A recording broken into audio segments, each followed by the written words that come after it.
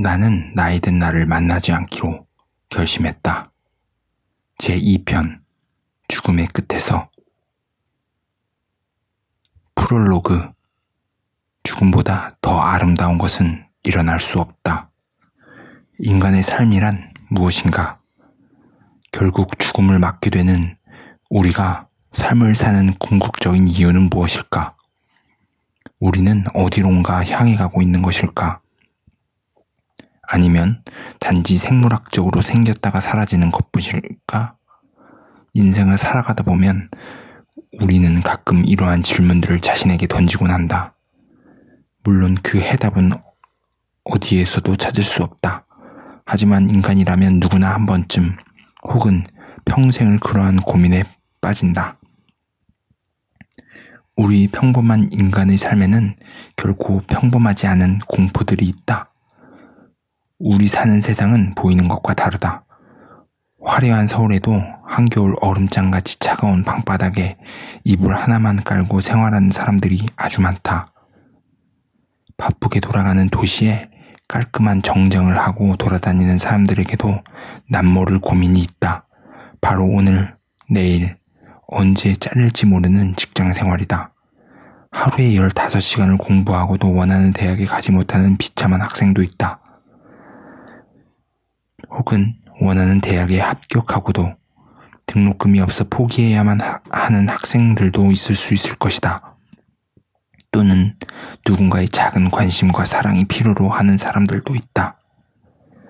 그들에게는 죽음의 공포는 없다. 다만 삶의 처절한 공포만이 남아있을 뿐이다. 우리가 어디서 왔는지, 어디로 가는지 그 어떤 것도 중요치 않다. 단지 오늘, 내일의 삶을 위한 작은 삶을 살 뿐이다. 우리에게 공포는 다름 아닌 사라져버리는 무의미한 것들 뿐이다. 우리 모두의 몸에는 보이지 않는 끈들이 묶여 있다.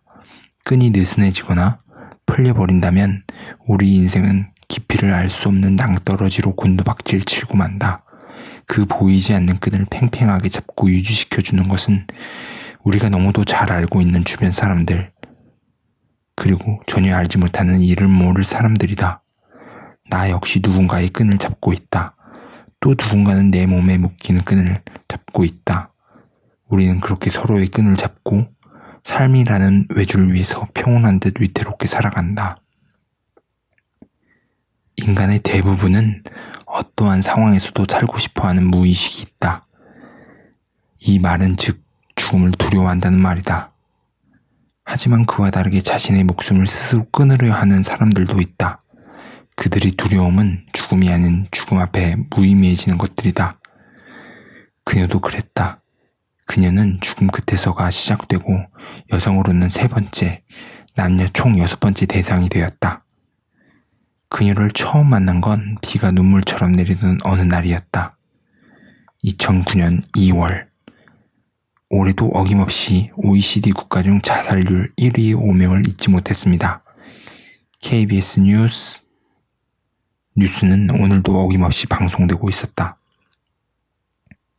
봄이 오면 몇몇 프로그램들은 개편으로 인해 사라질 것이다. 그리고 새로운 프로그램들이 방송될 테고 또 혹시나 시청률이 저조하다면 언제든 사라질 수밖에 없는 것이 방송 프로그램의 운명이다. 하지만 단 한 가지 절대 사라질 수 없는 프로그램이 있다면 그것은 아마도 뉴스가 될 것이다. 매일매일 방송되는 뉴스는 우리에게 절대로 지루함이라는 단어를 주지 않는다. 살인, 납치, 자살, 강간, 어린이 성폭행, 정치 공작, 음모 등등 우리를 유혹하는 온갖 요소는 다 있어 마치 어릴 적 받았던 과자 종합 선물 세트 같다. 뉴스를 보는 것은 어느새 오랜 습관이 되어버렸다. 단지 뉴스만이 나의 인생에서 지루함을 조금이라도 덜어줄 수 있기 때문이다.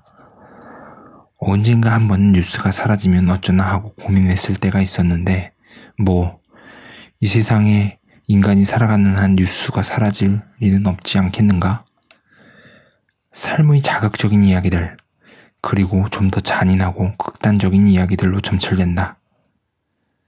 15평의 반지하 삶에 어울리지 않는 큼지막한 평면 TV, 문을 닫으려면 손발을 모두 이용해 몇 분을 실험해야 하는 작은 냉장고, 안에는 썩은 냉동식품만 한가득 들어있다. 한 사람만이 있을 수 있는 색이 바랜 인조 가죽 소파. 어쩌면 이 모든 것들이 내게는 과분할지도 모른다. 그 일이 있고 난 후 그녀는 내게서 떠났다. 아니, 좀 더 정확히 말하자면 내가 그 집에서 나온 거지만 가장 중요한 사실은 이 모든 걸 당신이 초래했다는 사실이야. 당신을 위험에 빠뜨리고 싶은 마음은 추워도 없었어. 아니, 지금도 그 일과 당신과 무슨 관계가 있는지, 우리 관계와 무슨 연관이 있는지 도통 모르겠거든. 그녀가 나를 한심한 듯 쳐다보고 있었다. 그녀의 앞에 서 있는 내가 한없이 작아진 기분이었다. 마치 홀딱 벗고 거리로 내몰린 것 같은 느낌이랄까? 나 역시 그녀에게 당당히 맞섰다면 이런 기분은 아니었을 것이다. 우리 안에는 늘 서로 다른 성향을 지닌 집단이 존재한다. 이미 그녀가 나를 사랑하지 않는다는 것을 머리가 받아들였지만 이상하게도 마음은 아직 그렇지 않았다. 그래서 당신은 안 된다는 거야. 미안해.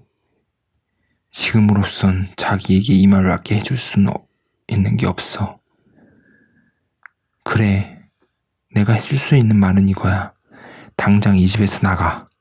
당신이 이 집에서 나가면 우리는 그냥 좋게 마무리되는 거야.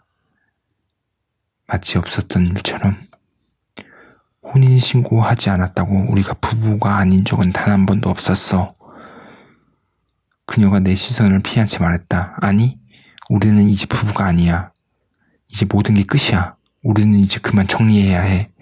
나도 알고 당신도 이미 알고 있어. 언제까지 모른 척하면 지낼래?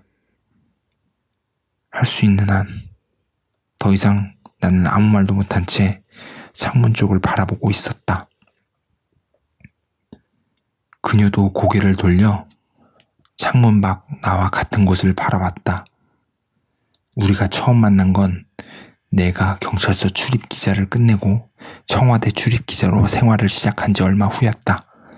아니, 좀 더 정확하게 말하자면 그녀는 나를 그때 처음 만났다고 생각했지만 나는 그녀를 처음 만난 게 아니었다. 내가 그녀를 처음 본 건 대학교 3학년 때였다. 친구들은 종종 학벌을 이용해 여자들과 미팅을 하곤 했는데 그때마다 나는 억지로 끌려다녔다.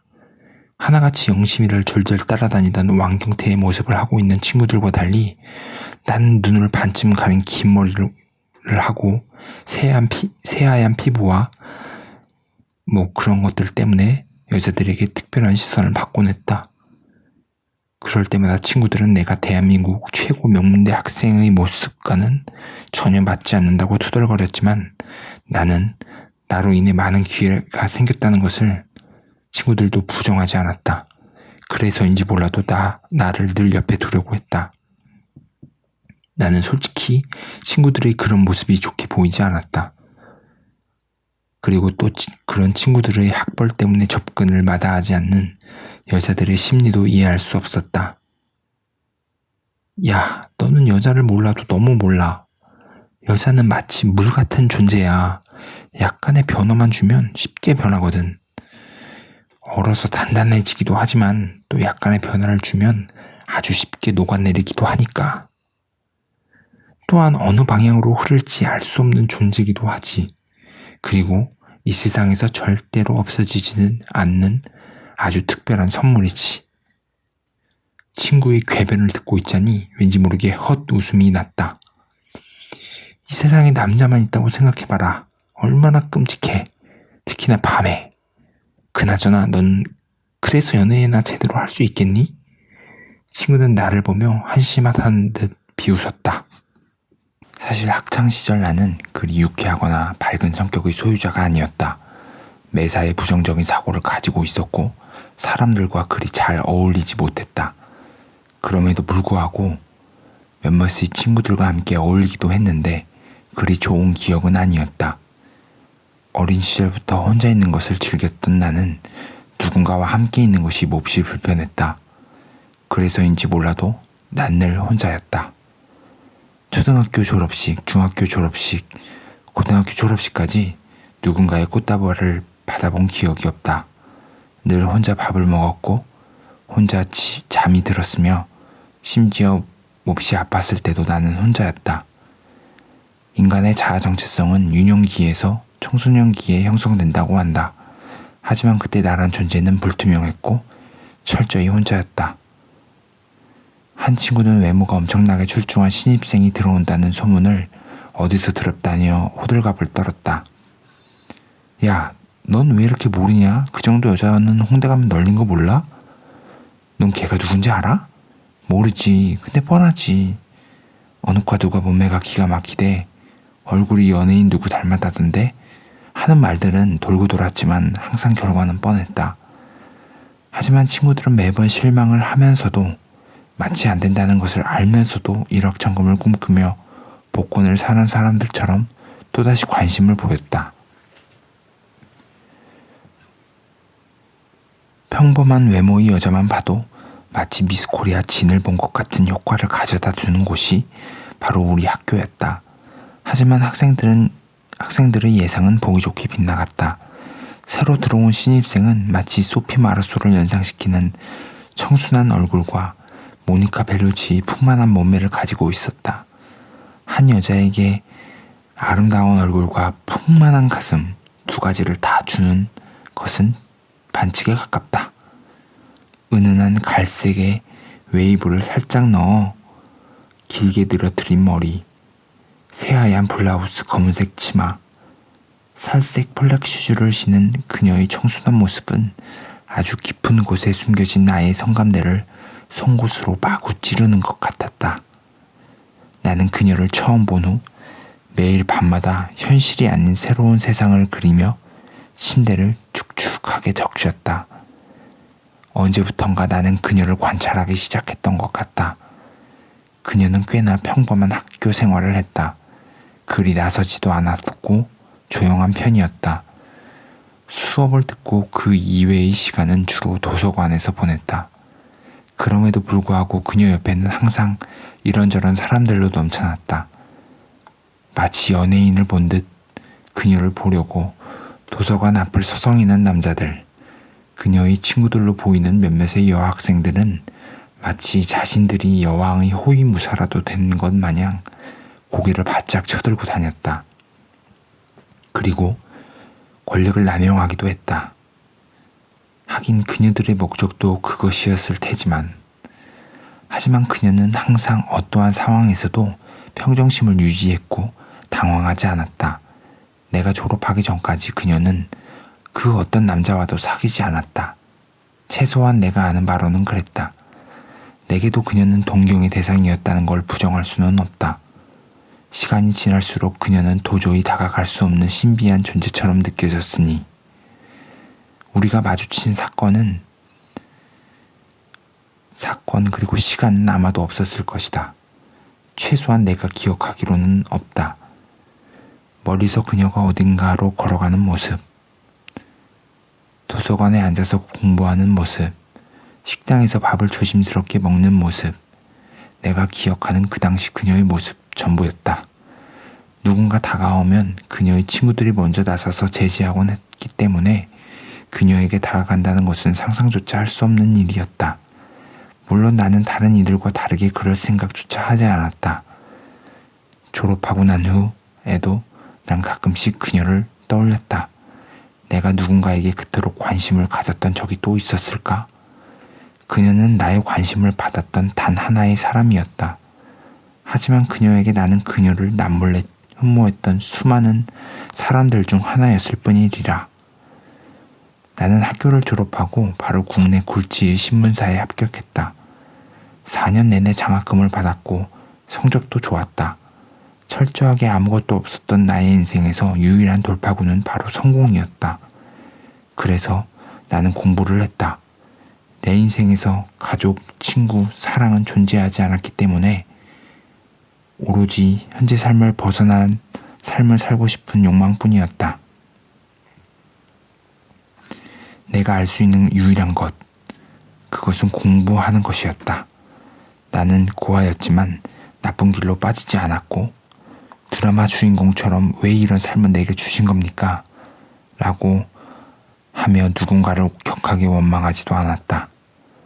그냥 나의 인생을 있는 그대로 받아들였다. 부모가 어느 순간 이 세상에서 완벽하게 사라졌다는 것을 그리 오래 걸리지 않아 받아들였고 고아원에 들어가기 싫어 홀로 설 수 있는 나이가 될 때까지 친척집 집을 전전한 것도 겸허히 받아들였다. 매일 같은 옷을 입고 다녔고 마음 편히 제대로 된 식사를 해본 적도 없었지만 그것들 역시 받아들여야만 한다는 것을 나는 이미 오래전부터 알고 있었다. 인생이란 자신의 처한 상황을 있는 그대로 받아들일 때 살아갈 수 있다. 받아들이지 않는다면 결과는 결국 하나뿐이다. 결국 양쪽 갈래 중 하나의 길을 선택해야만 하는 것이 인생이다. 막다른 골목에서는 한 가지 선택만이 존재한다. 죽이거나 죽거나. 그 시절 나는 매일 막다른 골목에 서 있었다. 경찰서란 곳에 던져진 나의 첫 기자 생활은 한마디로 역 같았다. 그것도 정글 한복판 같은 강력계. 나는 비록 어린 시절을 불우하게 보냈지만 대한민국에서 최고라는 명문대를 나왔고 언론고시라고 부르는 바늘구멍을 통과해 기자가 됐다. 하지만 경찰서를 출입하는 생활은 현재의 영광을 마음껏 누리며 앉아있을 만큼 여유롭지 않았다. 매일 새벽같이 경찰서로 출근해 이런저런 사건들을 체크하며 기사거리를 찾아내야 했다. 기자실에서 밤을 새우는 것은 당연하게 받아들여야 했고 심지어 이 사회에서 없어져야 한다고 늘 생각했던 조폭들에게까지 협박을 받아야 했다. 처음에는 온몸을 문신으로 도배한 조폭들이 사진 찍으면 죽여버리겠다는 협박에 흠칫 놀라기도 했는데 시간이 지나자 그런 것들은 일상의 한 부분으로 자연스레 받아들였다. 하리꼬미 하는 게 쉽지 않을 거예요. 네? 새벽같이 나오고 이런 소파에서 새우잠을 자는 게 어렵지 않나요? 나는 그제야 소파 끝에 앉아있는 사람을 발견했다. 기자가 되면 모두 다 거치는 과정이니까요. 내가 불편하고 어색한 표정을 지으며 말했다. 맞아요. 하지만 이 몇 개월이 기자로서 뿌듯함을 느끼는 마지막 시간이 될 겁니다. 나는 여전히 알 수 없는 이상한 표정을 짓고 있었다. 누군가를 처음 만났을 때 짓게 되는 그 불편한 표정은 어렴풋이 나와 숨기고 싶은 나의 과거를 설명해준다. 기자로 살아가기 위해서는 과거의 잔재가 남아있는 표정부터 고쳐야 했다. 그것은 내게 새벽같이 나와 정신없이 돌아다니며 기사거리를 찾고 밤을 지새우는 것보다 더 힘든 일이었다. 이곳에서는 아주 사소한 일부터 아주 위험한 일까지 다 일어나죠. 심지어 어느 형사 의자 위에 바지를 내리고 똥 싸는 여자도 보았다니까요. 남자는 그 모든 것이 한심하다는 말투와 표정이었다. 뿌듯함이라 하면 그런 것들을 말씀하시는 건가요? 내가 비꼬듯이 물었다. 그것보다 더 이상한 일들도 많이 일어나긴 하지만 때론 그런 것들도 좋든 싫든 다 추억이 될 거예요. 남자의 나이는 나보다 많아 보였다. 40대 초중반 정도의 외모에 며칠 수염을 정리 못했는지 지저분하게 자라 있었고 간이 안 좋은 사람처럼 누렇게 뜬 얼굴은 핏기가 돌지 않아 보는 사람도 어지럽게 만들었다. 어두운 색의 허름한 옷차림도 그의 얼굴을 더욱 도드라지게 만들었다. 표정이 아주 안 좋아 보여서 한번 말 걸어봤어요. 그런데 여전히 말도 없고 표정도 안 좋군요. 네. 기자가 갖추어야 할 기본 조건을 아주 잘 갖고 계시는군요. 네? 혼자 말하지 말고 남의 말을 잘 들어라. 저는 잘 들어주는 쪽도 아닌 것 같네요. 사실을 다 안다고 생각하는 것만큼 바보 같은 것도 없지. 남자가 웃으며 말했다. 남자는 고기자다. 이름보다는 그냥 고기자로 통했다. 혈기왕성한 신입 기자들과는 달리 마치 마실을 나온 사람처럼 경찰서를 편히 드나들었다. 소문에 의하면 불같은 성격의 소유자로 기자계의 이단아로 유명했다. 그는 우리나라에 뿌리 깊이 박혀있는 부자 유적 기사 취재 방식을 강도 높게 비난했고 남들과 다른 취재 방식을 추구했다. 그는 말끝마다 출입처 취재 방식은 당장 집어치워야 한다고 중얼거렸다. 매번 뚱한 표정과 말투로 사람을 대했던 내게 그는 끊임없이 다가왔다. 나는 그가 왜 그리도 내게 먼저 다가와 주었는지 알지 못했다. 시간이 지나고 신기하게도 나는 그에게 마음을 열었다. 쉽지 않은 일이었지만 자연스럽게 그 사람과 사람 대 사람으로 가까워졌다.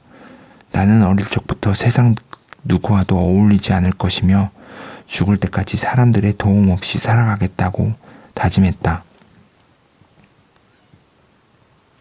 하지만 그런 나의 다짐도 그를 만나고 조금씩 흔들리기 시작했다. 그와 한참 대화를 하다가 문득 내가 지금 뭐 하고 있는 거지? 라는 생각을 하기도 했지만 이내 다시 과거는 이제 없잖아. 이제 그냥 이렇게 사는 거야. 인간답게. 라고 나를 타일렀다. 우리는 정신없이 사회 비판적인 이야기를 나누곤 했고 때론 함께 취재를 나가기도 했다. 기자 사회에서는 서로 특종을 뺏기지 않기 위해 눈치 게임을 하듯 생활하지만 우리는 그러지 않았다. 고 기자는 내게 어떤 기사를 쓰는 게 좋은지, 어떻게 쓰면 좋은 기사가 되는지에 대해 알려주는 것을 조금도 아까워하지 않았다. 마치 떠나기 전에 모든 것을 주려는 사람처럼 말이다. 그럼에도 불구하고 경찰서에서 살다시피 했다. 그는 가끔씩 내게 기자는 어울리지 않는다며 당장 때려치우라고 말했다. 하지만 가끔은 기자로서 천부적인 재능을 타고났다며 칭찬하는 그이기에 나는 그 어떤 말에도 신경 쓰지 않았다. 그는 개인적인 이야기는 전혀 하지 않았고 나 역시 나의 이야기를 하지 않았다. 누군가를 알게 되면 의뢰 물어보는 것들을 묻지 않았다. 우리는 서로의 과거를 전혀 알려고 하지 않았고 궁금해하지도 않았다. 하지만 이곳이 어떤 곳인가? 일반 사람들이 할 수 없는 일을 하는 사람들, 사소한 것 하나 흘려보내지 않는 마치 보이지 않는 안테나가 달린 듯 동물적 감각이 살아 숨쉬는 기자들이 모인 곳이다. 귀담아 들으려 하지 않아도 나는 자연스레 고 기자의 과거를 알 수 있었다. 한때는 아주 잘 나가는 기자로 또 한 집안의 가장이었다는 것이다. 왜 이혼을 한지는 모르겠지만 그것이 그의 기자 생활에 큰 영향을 미쳤다는 것만은 확실하다. 인간의 삶이란 항상 다른 누군가로 인해서 흔들린다. 우리는 빠져나올 수 없는 깊은 수렁으로 밀어 넣은 것은 우리 자신이 아니라 어쩌면 다른 사람들이다. 그것도 우리가 의지했던 사람들. 우리가 미치도록 소중히 아끼는 사람들에 의해서 우리는 상처를 입고 그 결과 인생은 처참히 망가져간다. 그래서 나는 그 누구에게도 의지하지 않는다. 그 누구도 소중히 아끼지 않는다. 그것이 나의 삶의 방식이다. 나는 그렇게 살아왔고 평생토록 그렇게 살 거라 다짐했다. 하지만 어쩌면 고 기자를 만난 후부터 그 방식은 조금씩 흔들렸던 것일지도 모르겠다. 이혼 전의 고 기자는 지금과는 너무 다른 사람이었다. 주변 기자들은 그렇게 말했다. 항상 깔끔한 모습에 흐트러지지 않는 행동과 말투, 엘리트 기자에게서 뿜어져 나오는 기품은 모든 이로부터 선망의 대상이었다. 하지만 과거에 그는 없다. 현재 그의 모습은 그 당시와 다른 사람이라고 해도 믿을 수 있을 정도로 변해 있었다. 나는 고 기자의 예전 방송 모습을 찾아본 후 놀라서 말을 할 수 없었다. 겉모습은 물론 그의 얼굴은 지금과도 완전히 달랐다. 거지 형색의 지금 모습과는 도저히 일치시킬 수 없지만 그래도 그는 변한 모습으로 삶을 꾸준히 지키고 있었다. 누군가에게나 아픔은 있지만 모두 드러내지 않고 살아갈 뿐이리라. 고 기자도 그랬고 나도 그랬다. 우리 모두 아픈 과거가 있지만 그냥 모른 척 살아간다. 우리가 할 수 있는 것은 그것뿐이리라. 시간은 흘렀고 나의 첫 번째 경찰서 기자 생활은 1년 만에 끝났다. 그리고 내 인생에 처음으로 누군가를 믿게 만들어준 한 사람, 고 기자는 여전히 경찰서에서 생활했다. 처음 사회에 발을 디딜 때 난 마치 야생에서 막 탈출한 도끼 품은 사자 같았지만 이제는 온순한 양이 되었다. 누군가와 절대로 가까워지지 않겠다는 것이 내 인생의 신념이었지만 내 마음은 내 뜻대로 되지 않았다. 나는 변해가는 나를 자연스레 받아들였다. 내가 유일하게 잘하는 것은 받아들이는 것이었으니까. 한편으로는 불안하기도 했지만 어차피 인간의 삶이란 늘 불안정한 것이니 고 기자는 내게 늘 이렇게 말했다. 사랑을 해. 인간은 사랑을 해봐야 이 복잡 미묘한 삶을 조금이나마 이해하게 되는 거야. 사랑하기 전까지 자네는 그냥 생물학적으로 만들어진 인간 로봇에 불과하지. 그럴 때마다 나는 속으로 이렇게 말했다. 그래서 이혼했어요? 고 기자는 내게 사랑을 해야 비로소 생각하는 인간이 된다고 말했다. 물론 나는 그때까지 그의 말을 전혀 이해할 수 없었다. 나는 사랑에 대해 전혀 알지 못했고 알려고 하지도 않았다. 받은 기억도 준 기억도 없었기 때문이다. 경찰서 기자 생활이 끝나자마자 나의 출입처가 정해졌다. 고 기자가 그토록 비난하던 그곳, 청와대에서 출입 기자 생활을 시작하게 되었다. 하지만 그는 나를 지지해줬다. 그는 기자로서 자신이 하지 못한 일을 내가 할 수 있을 거라고 말했다. 얼마 후 고 기자는 자의반 타의반으로 기자 생활을 더 이상 할 수 없게 되었다. 하지만 그는 이미 예상했던 일이라며 담담하게 받아들였다. 지금까지 기자라는 신분으로 남아있는 것도 기적이라며 스스로를 위로했다. 청와대로 들어간 후에도 나는 꾸준히 고 기자를 찾아갔고 연락을 유지하려고 노력했다. 나의 유일한 친구는 고 기자 한 명뿐이었으니까. 그가 아니었다면 기자 생활도 제대로 하지 못했을 것이다. 그는 나의 스승이자 친구였다. 궁금한 것이 있거나 대화 상대가 필요할 때면 나는 항상 그를 찾았다. 그렇게 얼마의 시간이 흐른 후 그는 내게 여행을 떠난다는 메시지만 남긴 채 사라졌다. 나는 약간의 공황 상태에 빠져버렸지만 고 기자의 빈자리를 잊게 만드는 사건이 일어났다. 바로 그녀가 내 앞에 나타났다.